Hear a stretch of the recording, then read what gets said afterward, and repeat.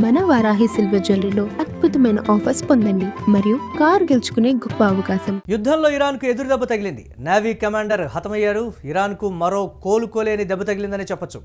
Iran navy commander Ali Reza Tangsiri మృతి చెందారు. Israel జరిపినటువంటి ఆపరేషన్లో తంగ్సిరికి తీవ్ర గాయాలైనట్లుగా తెలుస్తోంది. చికిత్స పొందుతూ సోమవారం కమాండర్ కన్నుమూశాడు. ఇరాన్ సముద్ర తీర రక్షణలో తంగ్సిరికి కీ రోల్ పోషిస్తున్నాడు. కమాండర్ మృతితో ఇరాన్ సైనిక శక్తికి కోలుకోలేని దెబ్బ తగిలింది.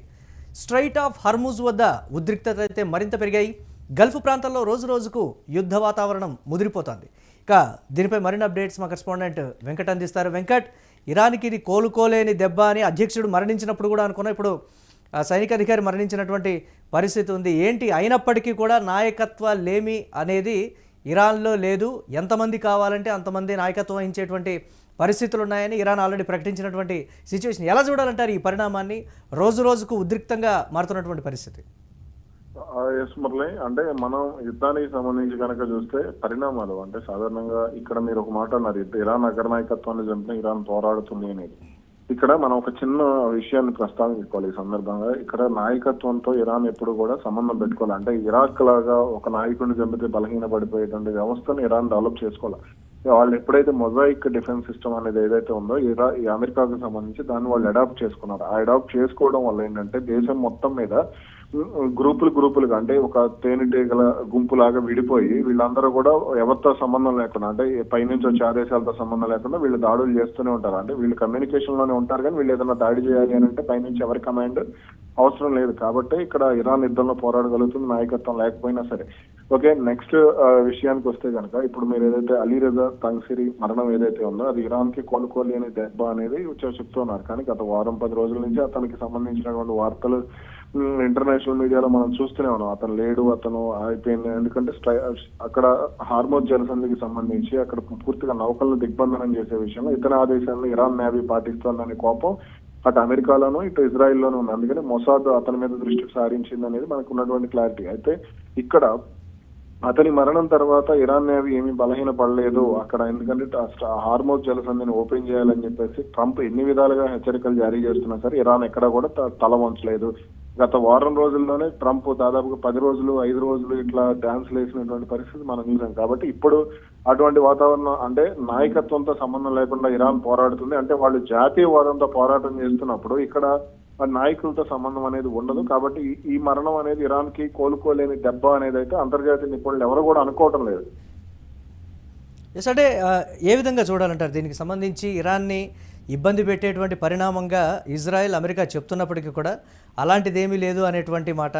దీనికి సంబంధించి రాబోయే రోజుల్లో మరింత తీవ్రంగా ఇరాన్ దాడి చేసేటువంటి పరిస్థితులే ఉంటాయనేటువంటి మాట. రీసెంట్గా జరిగినటువంటి అటాక్స్ని కానీ మనం చూస్తే దెబ్బకు దెబ్బ కొట్టడంలో ఇరాన్ పైచేయి సాధిస్తున్నటువంటి సిచ్యువేషన్ ఉంది కదా. అలాగే హర్ముజ్ వద్ద కూడా ఒకంత ఉద్రిక్త వాతావరణం వస్తుంది.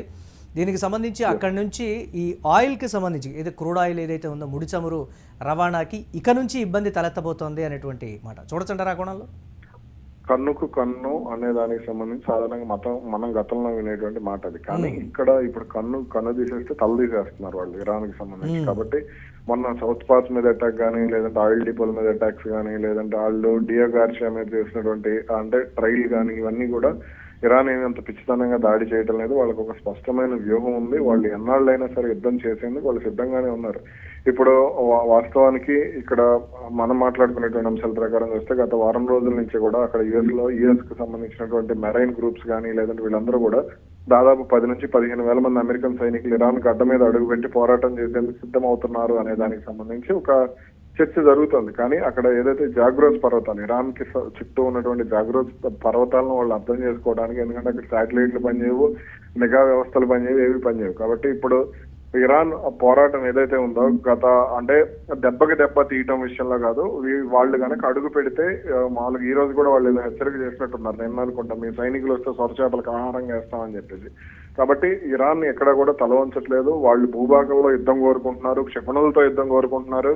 అన్ని వైపుల నుంచి కూడా అటు అంటే వాళ్ళకి సంబంధించినటువంటి ప్రోయాక్టివ్ మిలిటెంట్ గ్రూప్స్ ఏవైతే ఉన్నాయో వాటిని కూడా వాళ్ళు యాక్టివ్ చేసుకున్నారు. మరి అంటే ఇక్కడ ఇజ్రాయెల్ సాధారణంగా మనం ఒక విషయం ఇంకొక విషయాన్ని మనం కీలకంగా ప్రస్తావించుకోవాలి. అంటే ఇజ్రాయెల్ కి అనుకూలంగా ఉన్నటువంటి ఈ గల్ఫ్ దేశాలు, అమెరికాగా మాట వినేటువంటి గల్ఫ్ దేశాలు కానీ, ఇజ్రాయెల్ కి అనుకూలంగా ఉండేటువంటి గల్ఫ్ దేశాలు కానీ, ఇవన్నీ కూడా తమ ఆర్మీ బేస్లను ఇరాన్ కు వ్యతిరేకంగా గల్ఫ్ దేశాల్లో మోహరిస్తూ వస్తున్నప్పుడు మరి ఇరాన్ కూడా వాళ్ళకి రక్షణగా అటు హౌతీలను కానీ, లేదంటే హిజ్బుల్లాస్ని కానీ, హమాస్ని కానీ, లేదంటే కొన్ని ఇరాక్ లో ఉన్నటువంటి కొన్ని మిలిటెంట్ గ్రూప్స్ కానీ వీళ్ళు తయారు చేసుకోవడంలో తప్పేమీ లేదు. దీనికి సంబంధించి అటు యెమెన్ లో రెబల్ గ్రూప్స్ కానీ, ఇట్లా కొన్ని లెబనాన్ కి సంబంధించి హిజ్బుల్లాస్ కానీ వీళ్ళందరినీ తయారు చేసుకోవడంలో తప్పేం లేదు. వాళ్ళందరూ కూడా ఇజ్రాయెల్ కి అర్థం కానటువంటి విషయం ఏంటంటే వాళ్ళందరూ కూడా చుట్టూ రౌండప్ చేశారు.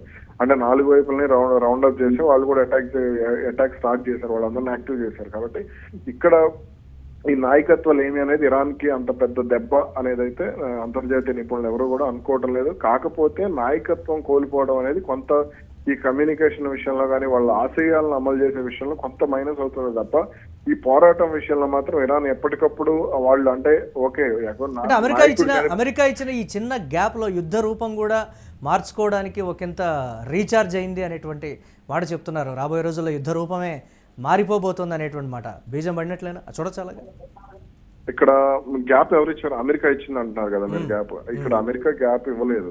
అమెరికా ఎక్కడ కూడా గ్యాప్ ఇవ్వలేదు. ఇజ్రాయెల్ రూపంలో అమెరికా దాడులు చేస్తుంది.